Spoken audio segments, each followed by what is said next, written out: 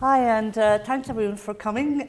You probably know this building almost as well as I do because I moved from UCD in 2020, 4 days before lockdown. And now I keep asking, where's the post room again? So welcome to the school. I'm just going to talk a little bit about human rights and go through areas that are pertinent to elder abuse in particular. And human rights aren't something that just happened in 1948.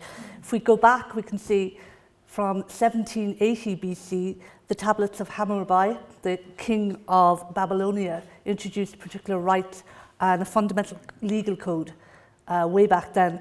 And also the Cyrus cylinder was introduced by King Cyrus of Persia.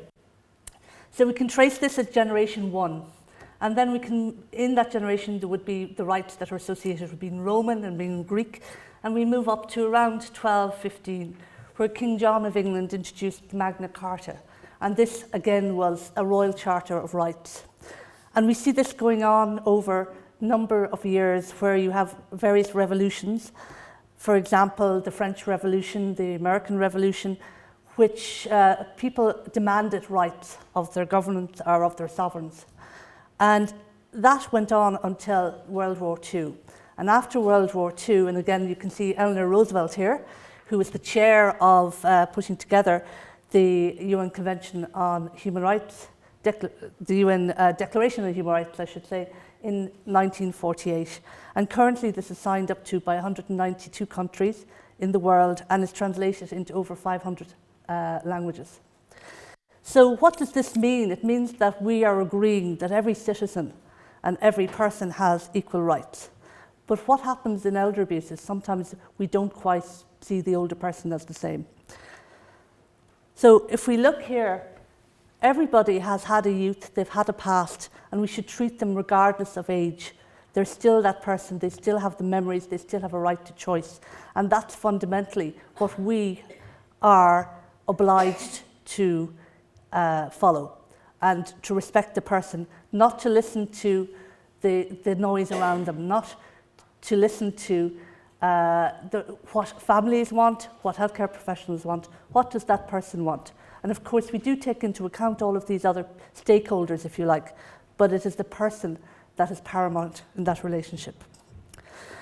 And one of the things for older people that has impacted that is the whole idea of ageism, is how we treat older people. So first of all, very much we can stereotype them. So when I worked in UCD before here, I would ask second year student nurses, what do you think when you think of an older person? And they would say things like, you have to talk very loudly to them.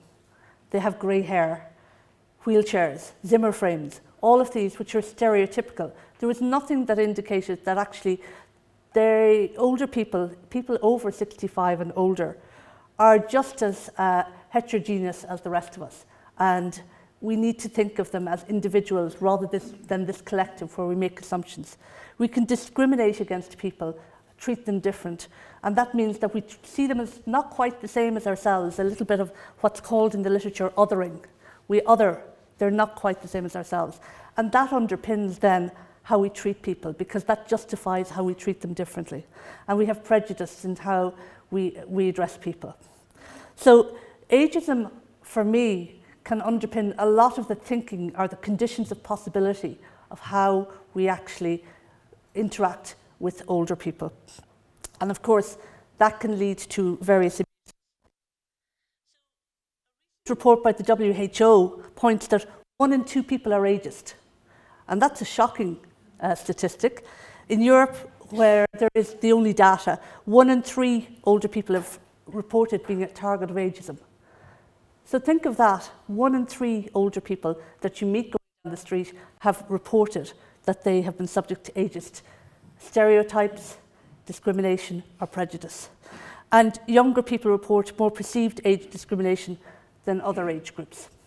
And also it's important to remember that you have this idea by Becky Levy, which is called the age stereotype embodiment.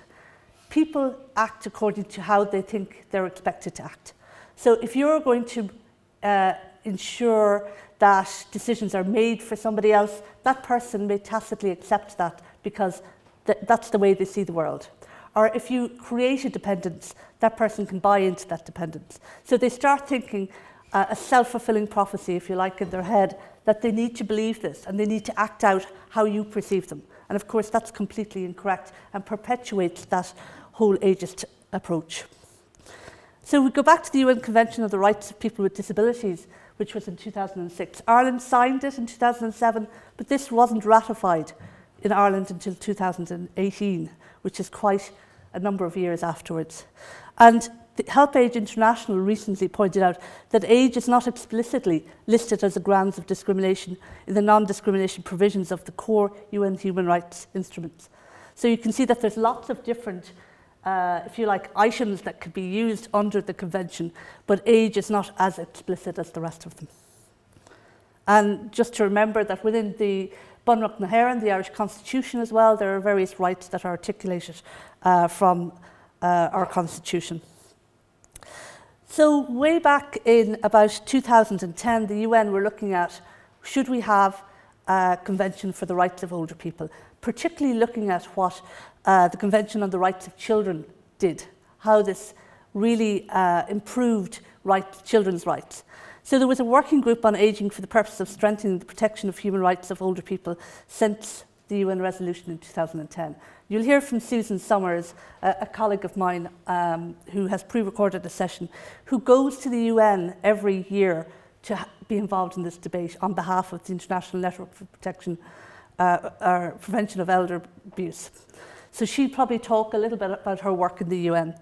It's also established legal standards that challenge and replace stigmatising and dehumanising ageist attitudes and behaviour, clarifying how human rights apply in older age.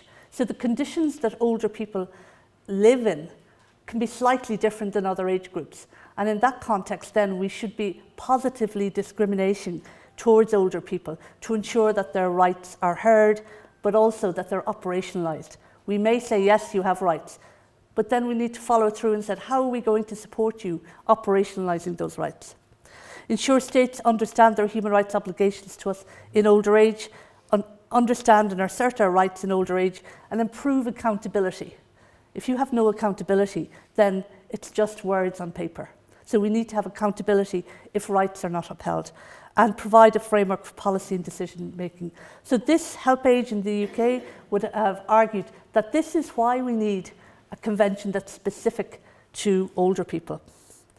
But the problem is, of course, that we see older people and we think we need to protect them. We need to have zero risk. None of us have zero risk in our lives. And we need to have this idea of beneficence, that we're doing good for that person. But the problem is that that converts our minds into this idea and approach of paternalism, that we then have a right to make decisions on somebody's, for somebody, but also the fact that we know better. So if that decision is slightly risky, then the answer is we're not going to support you. And on the other hand, this is battling with the idea that every single person has autonomy. They have a right to self-determination by virtue of being a human being. So we talk a lot about person-centeredness in health and social care, and it's emerged really in the discursive space of health. But if you read deeply into what is actually person-centered care, it's to do with the concepts of rights, autonomy, and self-determination. It's working with the person rather than ruling the person.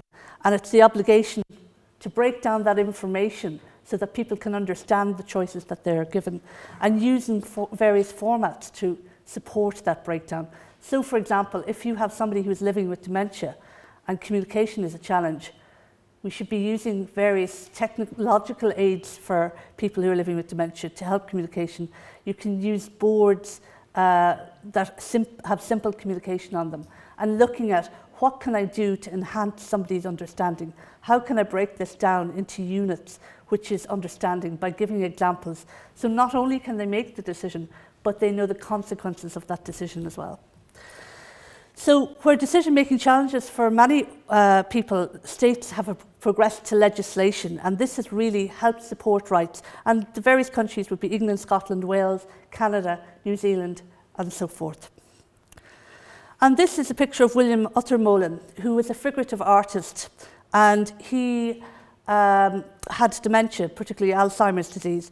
And here you can see him doing a self-portrait throughout his period of his life, where after he got dementia, you can see the distortion. He stopped doing pictures in 2002 and died at the age of 73 in 2007. But you can see here, he still wants to express himself, even though the clarity of the picture is no longer as focused. His need to express himself remains. And that's what we need to keep in mind. No matter if there is a physical or cognitive dependency there, it's our obligation to ensure that that expression of self is supported.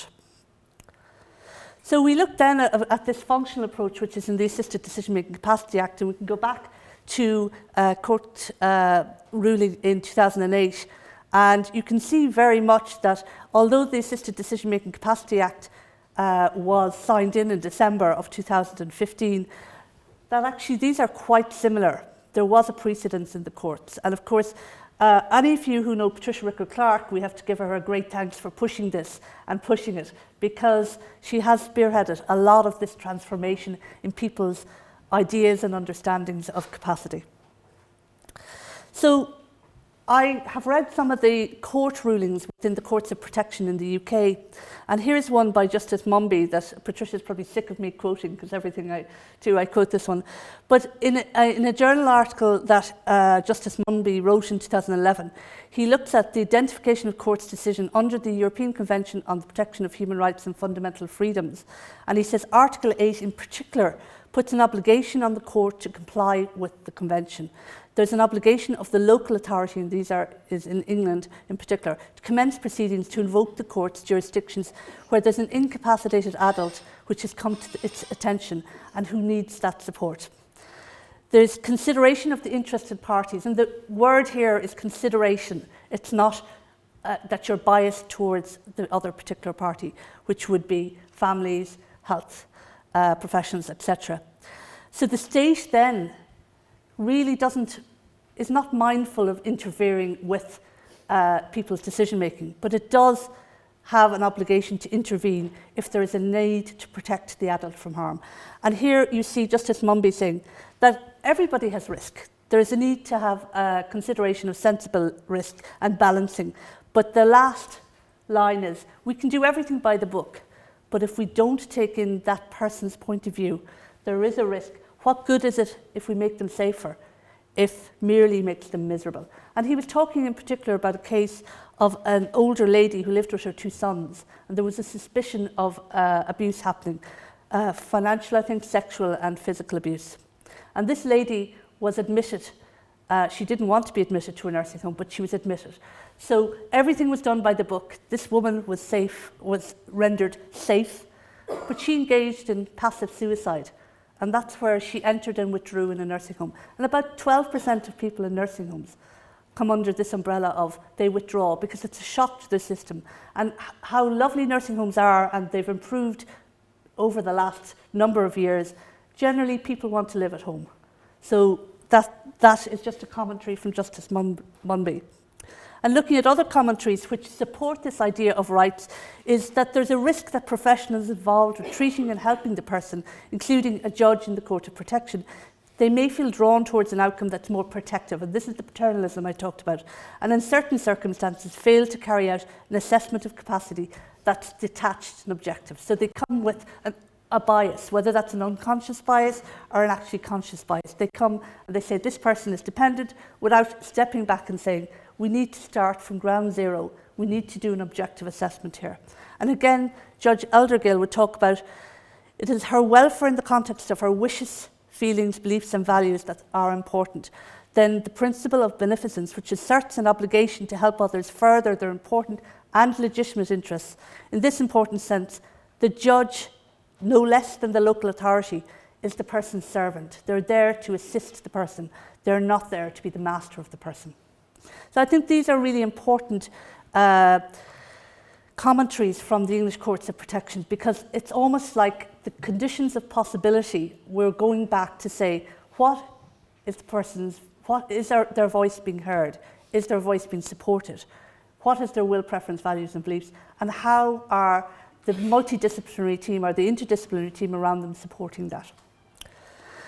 And HelpAge more recently made some commentaries on COVID-19 and pointed that a lot of directions in relation to older people they would claim were ageist, because they made that stereotypical assumption that all older people were frail and high risk was normalised within that cohort.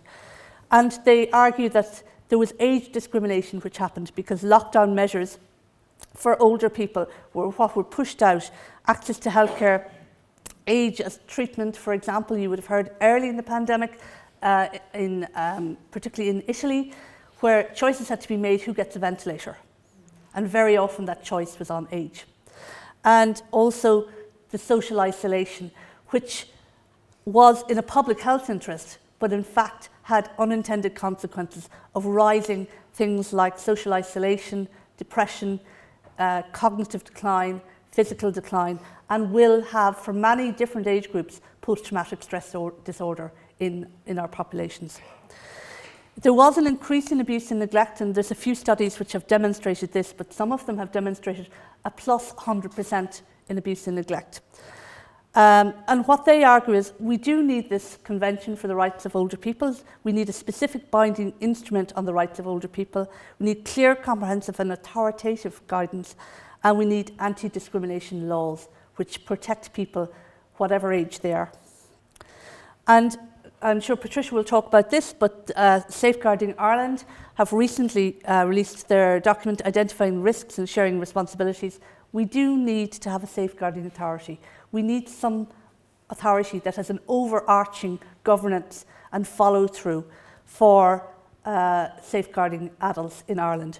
And we also crucially need legislation, because legislation focuses the mind. And we can look back at what the 1991 Childcare Act did in Ireland. It very much focused people's responsibilities and their awareness.